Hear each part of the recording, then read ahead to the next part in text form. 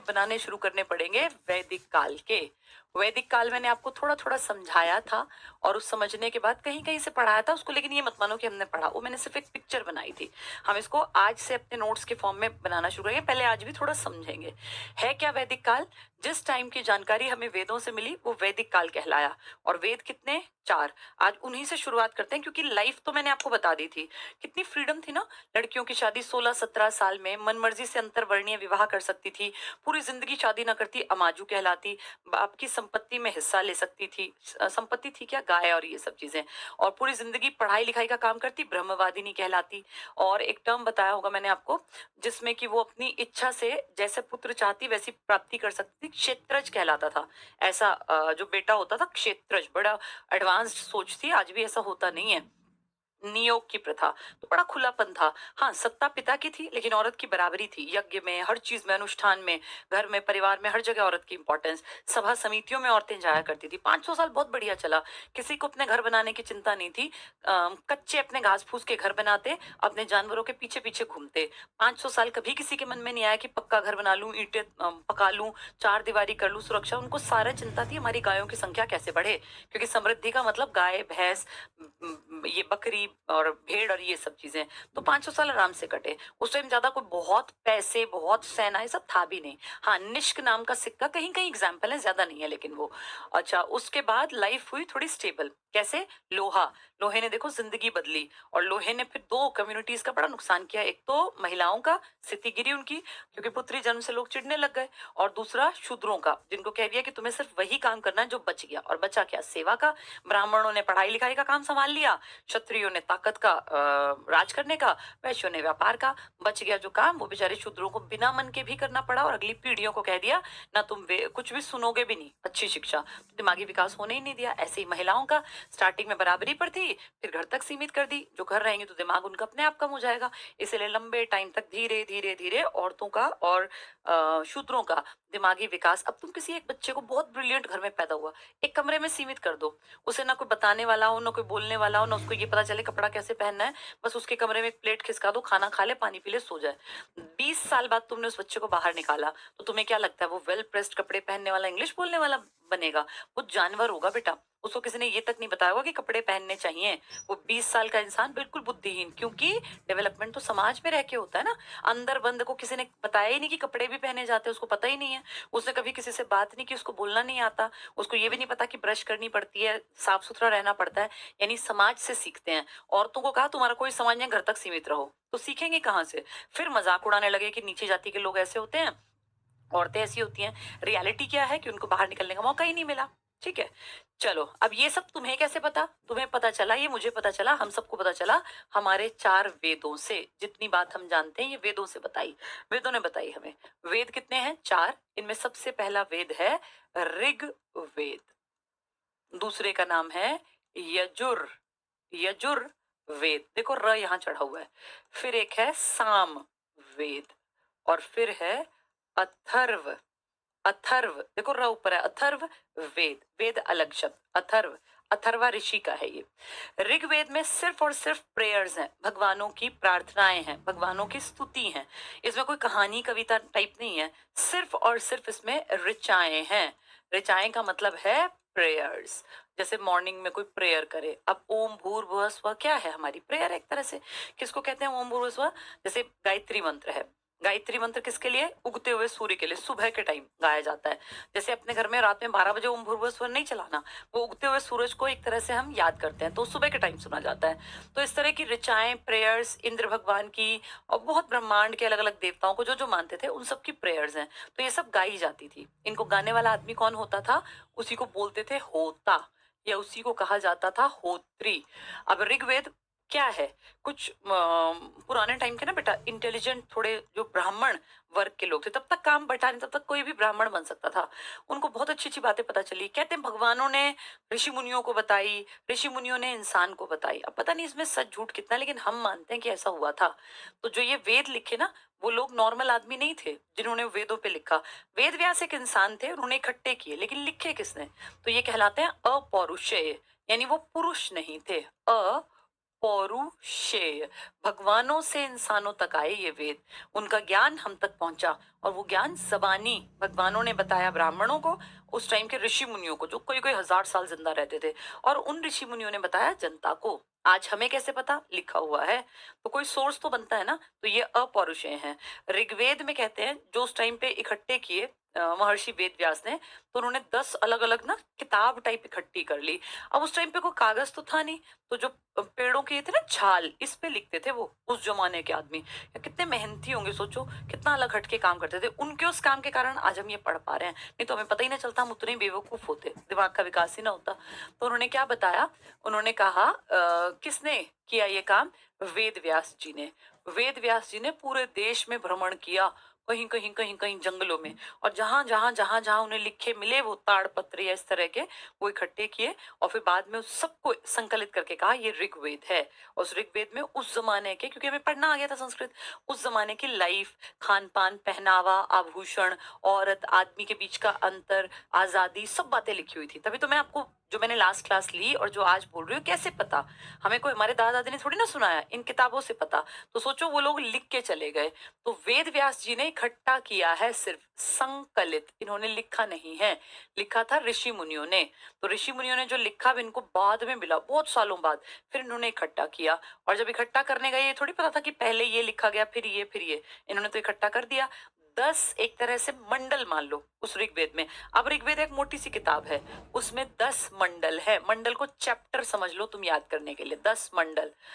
हर एक मंडल में कुछ ना कुछ लिखा हुआ है। इसमें 1028 श्लोक हैं। इसी को सूक्त भी कहते हैं, सुउक्त, अच्छी बात। और 10,580, कहीं कहीं 552 लिखा है। ये ना बेटा अलग अलग है, आप विकिपीडिया पे देखोगे अलग है।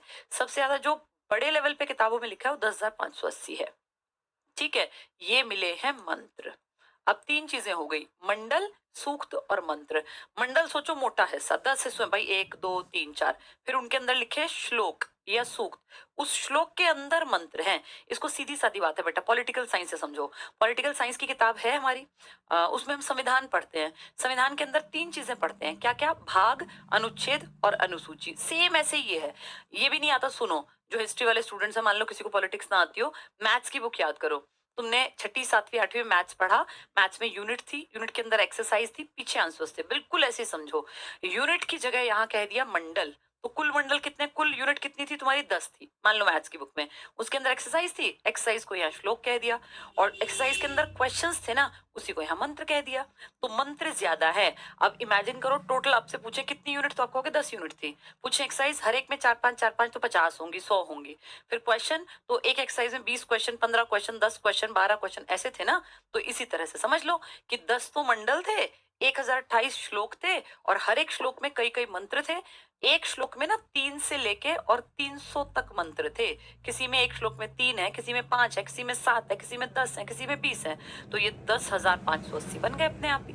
ठीक है, अब इनमें खास बात क्या है, देखो सब में तो 10 10 10 आएगा, ताकि तुम्हें दिक्कत ना रहे। देखो हर एक में 10 10 10, यहाँ 28, यहाँ 58, और पीछे एक 0 और लगा देना। तो 10, उसके बाद 1028, फिर 10,580, ये 3 चीजें हैं। जैसे हमारी यूनिट थी मैथ्स की बुक में, ऐसे यहाँ क्या है, यूनिट की तरह यहाँ है मंडल। यूनिट के अंदर थी एक्सरसाइज, यहाँ उसी का नाम श्लोक मान लो। एक्सरसाइज के अंदर थे क्वेश्चंस, यहाँ उनको मंत्र मान लो। ठीक है, तो 10 मंडल। अब 10 मंडल देखना ध्यान से, क्या है ये 10 मंडल? 1 से लेके 5 6 7 8 9 10, ये है बेटा 10 चैप्टर मान लो, मंडल मान लो, यूनिट मान लो, जो तुम्हारा मन करे, बस समझ लेना। इसमें 2 से लेके 7 तक जो देख रहे हो ना, ये बेटा सबसे पुराने ऋषि मुनियों ने लिखे थे। अब वो ऋषि मुनि लिख लिख के कहीं कहीं किसी किसी कोने में जंगलों में छोड़ गए थे, फिर मर गए होंगे ना, उसके बाद वो कहीं इकट्ठे, मान लो कुटिया में, तब तो परमानेंट घर तो थे नहीं, कहीं कुटिया में थे ऋषि मुनि की में, तो इस तरह से बाद में इकट्ठे किए। ये सबसे पुराने हैं, एक पुराना नहीं है, एक मिला पहले जब इन्होंने इकट्ठा किया, लेकिन था वो बाद का लिखा हुआ। जैसे मान लो कोई तुम्हारे नोट्स आज तुम बना रहे हो, तुमने 2 चैप्टर 3 चैप्टर ऐसे बना लोगे, 10 चैप्टर। अब किसी को आज से 100 साल बाद तुम्हारे ये रजिस्टर मिले, और मान लो तब तक ये फट चुका हो, 2 हिस्सों में बट गया हो, तो 2 हिस्सों में एक को मिले छठे से लेके 10वीं तक का पहला, कि भाई पहला हिस्सा, कुछ दिन बाद फिर दबा हुआ मिले 1 से 5 तक का, तो मिला छठे से 10वां पहले, लेकिन पुराना तुमने तो 1 और 2 लिखा हुआ होगा ना, तो इसी तरह से ये था। लिखे गए थे पहले 1 वाले, लेकिन मिले पहले ये सॉरी मिले थे पहले 1 वाले, नंबर दे दिया 1, लेकिन लिखे गए थे 2 से 7 तक। ये ओल्डेस्ट है बेटा। और ये जिन्होंने लिखे थे ना, वो बहुत बड़े आदमी थे। कौन थे वो लोग? वो थे ऋषि मुनि, इसीलिए इनको कह देते हैं ऋषि मंडल। ऋषियों से आज तक हमारे गोत्र चल रहे हैं, जैसे वशिष्ठ गोत्र अभी भी आप देखो ब्राह्मणों में है, भारद्वाज गोत्र ये इन्हीं के दिए हुए हैं, इन ऋषियों ने ही लिखे थे। भारद्वाज ऋषि ने लिखा था, वशिष्ठ ऋषि ने लिखा था, विश्वामित्र ऋषि ने लिखा था, अलग अलग, सबके नाम नहीं याद करने। तो ये 2 से 7 तक ओल्डेस्ट हैं, सबसे पुराने हैं। ये गोत्र मंडल है, ऋषि मंडल है पुराने टाइम के, ठीक है। ये जो 1 है ना, ये बाद में आया, 1 और 8 और 10, तो ये बाद के हैं। 9 7 के बाद बन गया था। कितना अजीब सा है, देखो 2 से 7 तक पुराने, 1 8 और 10 ये नए हैं। अब इनमें क्या क्या है, हर एक के बारे में नहीं जानने की जरूरत, लेकिन कुछ पेपर में आएंगे। जैसे एक आएगा तीसरा, ये एक ऋषि ने लिखा होगा, उस ऋषि का नाम था ऋषि विश्वामित्र। क्या लिखा इन्होंने? इन्होंने लिखा ओम भूर्भुवः स्वः। ये क्या है? ये है हमारा गायत्री मंत्र। बहुत सारे घरों में जब बच्चे सुबह उठते हैं, जवान बच्चे, तो उनकी दादी की उम्र की जो औरतें हैं वो अपने घरों में आजकल तो 108 बार वो उच्चारण करने वाला आता है, उसी को चलाते हैं, अपने फोन में ही चला लेते हैं। ये गायत्री मंत्र कितना पुराना है, ऋषि विश्वामित्र ने लिखा। क्यों सुबह चलाते हैं? क्योंकि ये सवित्र देव के लिए है, उगता हुआ सन। सवित्र मतलब उगता हुआ। मैं यहाँ सूर्य लिख सकती थी, लेकिन सूर्य से पहले सवित्र, अगर ना मिले तो फिर सूर्य, ठीक है। ओम भूर्भुवः स्वः। अब ये गायत्री मंत्र है। चौथा जो मंडल है, ये एक ऋषि मुनि ने लिखा था, और उनकी खास बात क्या है, इसमें एक श्लोक है बस, सिर्फ एक, और वो है 57वां। 57वां। उस एक श्लोक में, श्लोक मैंने भी क्या बताया, देखो श्लोक के अंदर मंत्र हैं, तो इसमें सिर्फ एक श्लोक है लेकिन मंत्र ज्यादा है। 57वां श्लोक है और उसमें 24 मंत्र हैं। तो इसमें क्या खास बात है, ये मंत्र कृषि की विकास, कृषि की वृद्धि के लिए है, कि कृषि में कीड़ा ना लगे, फसल ठीक रहे, फसल अच्छी हो, हमारा पेट भरे, कोई गड़बड़ ना हो।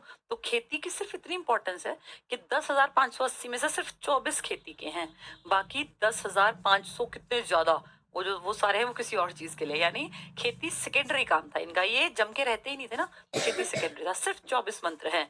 और एक आदमी था पृथुवैन, पृथुवैन, इसे कहा जाता है भारत का पहला कृषि इंजीनियर। ये लिखा हुआ है कि इसमें ही मंडल में, पृथुवैन भारत का पहला कृषि इंजीनियर। 24 मंत्र थे कृषि के, 57वां श्लोक था या सूक्त था। जो छठा देख रहे हो ना, और 7वां, ये इंपॉर्टेंट है बेटा। इनमें से छठे को लिखा था वशिष्ठ, वशिष्ठ ऋषि वशिष्ठ ने, और जो 7वां देख रहे हो ये भारद्वाज ने। तो क्या लिखा इन्होंने, नहीं मैंने उल्टा बोल दिया शायद, छठा था भारद्वाज का, भारद्वाज लिख देना चाहिए, और 7वां था वशिष्ठ का। अब पता है क्या हुआ, एक राजा था जिसका नाम था, हमारा ये भारत वंश जो उन्हीं का था, त्रिशु वंश, या उसी को भरत वंशी कहते हैं। उनका नाम था राजा सुदास। एक मिनट में देखूं ये सब चीजें इसमें हैं भी, कि मैं मिक्सचर ना कर दूं ना मैं। एक सेकेंड बेटा, क्योंकि ये कई दिन तक चलेगा, ऐसा ना हो कि जो मैं पढ़ा रही हूँ वो आज के टॉपिक में हो ही ना, वो बहुत ज्यादा आगे हो। नहीं ठीक है बेटा, ये है इसमें, सॉरी। देखो क्या हुआ, वशिष्ठ क्या कहते हैं, वशिष्ठ ऋषि ने ये बात लिख दी ताकि आने वाले लोग पढ़े जाने। लिखा क्या, सुदास एक राजा थे बेटा, आर्य थे, आर्य मतलब उस टाइम पे सबसे बढ़िया कैटेगरी को आर्य मानते थे। तो कहते हैं ये आर्य, अच्छा ये वशिष्ठ क्यों लिख रहे हैं, पहले ये जान लो बैकग्राउंड। ये जो राजा है ना, ये उस जमाने का राजा क्षत्रिय है। अब क्षत्रिय दम पे ताकत पे बनते थे। इनके पहले गुरु जी थे विश्वामित्र, जैसे अपने कोई घर के गुरु बदल ले, अपने कुल गुरु।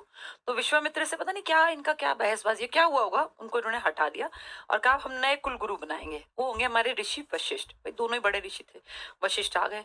तो वशिष्ठ ने बाद में ये लिखा है कि जब मुझे बुलाया गया, विश्वामित्र इस बात से चिढ़ गए और गुस्से में आके उन्होंने कहा कि मैं इस राजा का घमंड तोड़ूंगा, और वो इस राजा से लड़वाने के लिए 10 राजाओं को इकट्ठे कर लाए।